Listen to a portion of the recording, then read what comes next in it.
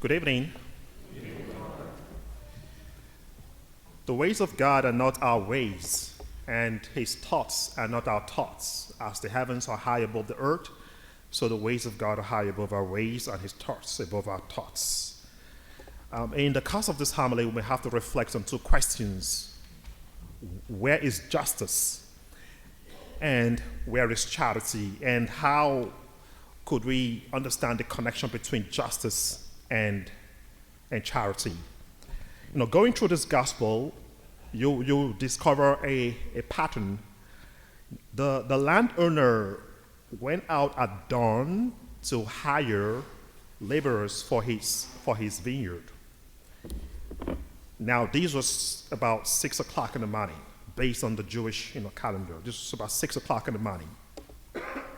And after that, he went out again at 9 o'clock. And after that, again at 12 o'clock, and after that, again at 3 o'clock. Could you see the pattern in the time intervals? 6, 9, 12, 3. You can find 3 hours interval in between those times.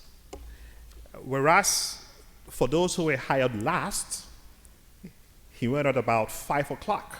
You could see the difference, an interruption in the time intervals, like the 3 hours intervals.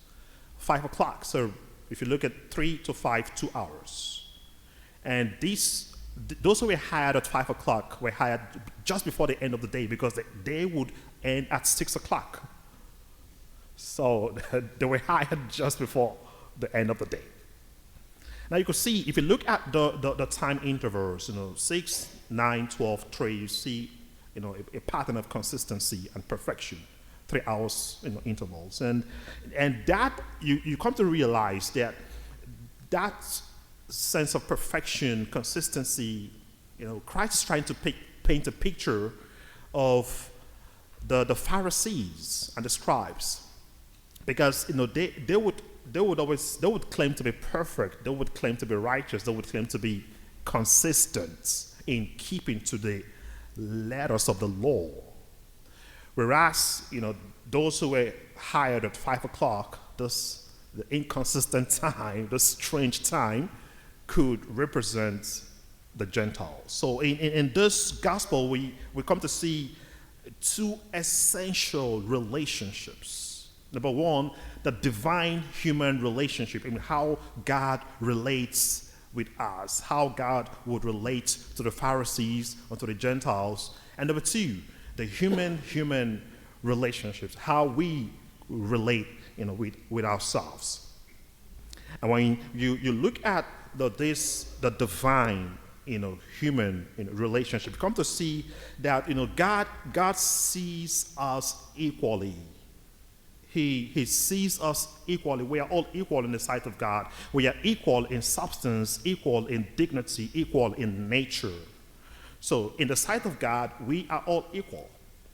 Now, how do we see ourselves?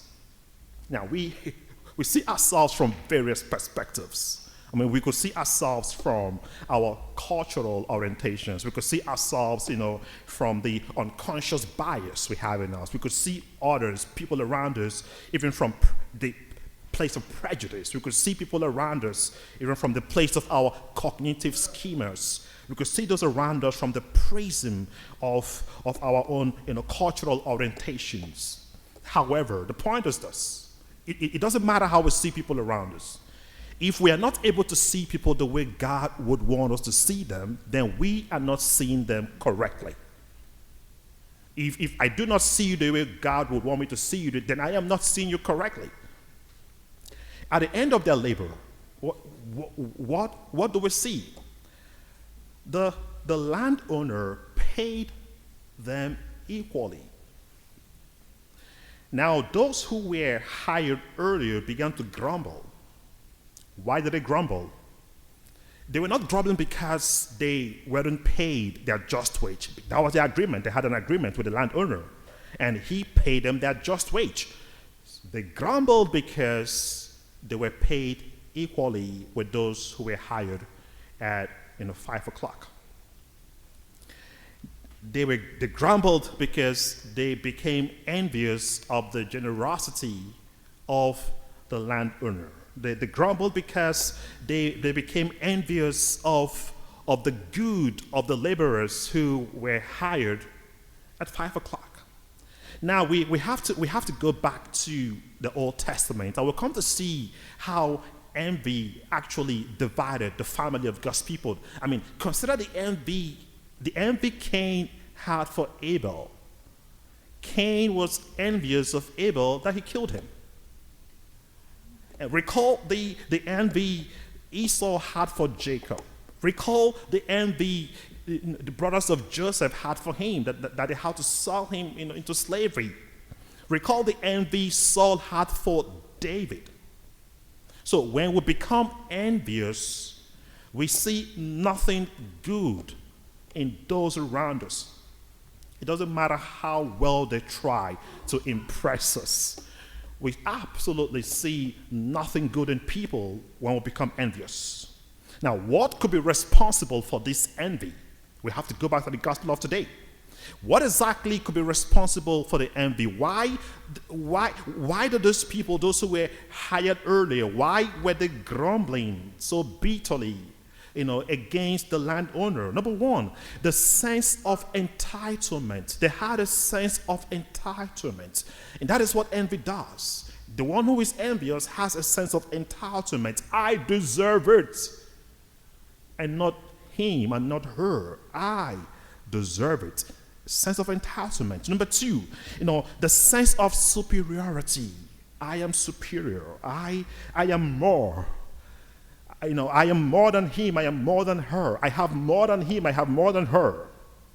I am more Catholic than the Pope. I mean, there are those who believe they are more Catholic than the Pope. Are you aware of that? There are those, they believe so much that they are more Catholic than Pope Francis, and there are those who believe they're more religious, than others. So we are all sinners. I mean, we don't even deserve, to come to church because of the way we understand life, because of our orientation about people, and we don't deserve to come to church. So we have to be excommunicated, excluded from the household of God. So you come to see, my dear friends, that this could be some of the factors behind this envy that this Pharisees expressed towards the Gentiles. A sense of unhealthy competition. Unhealthy competition. And there are those who see life as full of competitions. And that could actually boil down to how we try to compare ourselves with others. It is good to imitate the good qualities in people. It is wonderful if my imitation of you would help me to grow in my spiritual life. But the problem is, I should not run into depression while comparing myself with someone else. I should not develop heart attack because I am busy comparing myself with someone else. It begs the question, then how do you see yourself? How have you been able to accept yourself for who you are and appreciate what God has done in your life? Sometimes we overlook what God has done in our lives and we keep looking at what is happening somewhere else. And the question is, are we appreciative of who God has made us to be and what God has made us to be, and to thank God for the wonders of our being? But the question for us today is the question the landowner asked those who were hired earlier. He asked them the question, am I not to do as I wish with my money? That is a question for us today. Am I not to do as I wish with my money? So why are you envious because of my generosity? Thank God that God is God. He's asking the question, am I not to bless whomever I would want to bless? I mean, doesn't God have the freedom to bless whomever he would want to bless? Doesn't God have the freedom to call whomever he would want to call? To the priesthood, to the religious life, to marriage, to any vocation, to the mission. He has the absolute right to do what he wills, because all power in heaven and earth belongs to him. But come to think of it, my dear friends, those who were hired at 5 o'clock, they gave the response and they said, the reason why they were idle was because no one had hired them. So if we talk about justice, then we have to begin from that conversation. Why were they idle? Because no one hired them. Which implies that if they had been hired earlier, they would have gone to work. But they were idle because no one hired them. So it was not their fault that they were idle. They were idle because no one hired them. And this is the point. And this is so important. And that is why we are not to use the privilege we have today to look down on others. We are not to use our privileged positions to look down on others, because if only they would be given equal opportunities, they might even be better persons than we are today. And that is why, even as a priest, I do not see this as a right. Being a priest is a privilege of God's grace. No one deserves his love. No one deserves his mercy. So this is privilege of God's grace.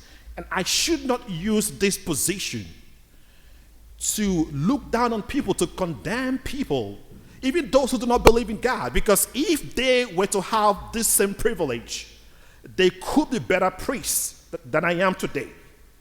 And it is important we realize that everything we have has been given to us by God, and to be used absolutely, to the glory of his name and for the salvation of our souls. So this is why, beyond justice, God will always act with charity. So why justice says, I deserve it because I have worked for it, charity says, even though I do not deserve it, God will give it to me because he loves me. And what exactly will God give to us? What is it that God will give to us? It is the gift of salvation. So this gospel is about the free gift of salvation, the free gift of God's grace upon our lives. So that whether you've been a Catholic, for the past 100 years, or you've just been a Catholic for one day, we all have one common destination: heaven.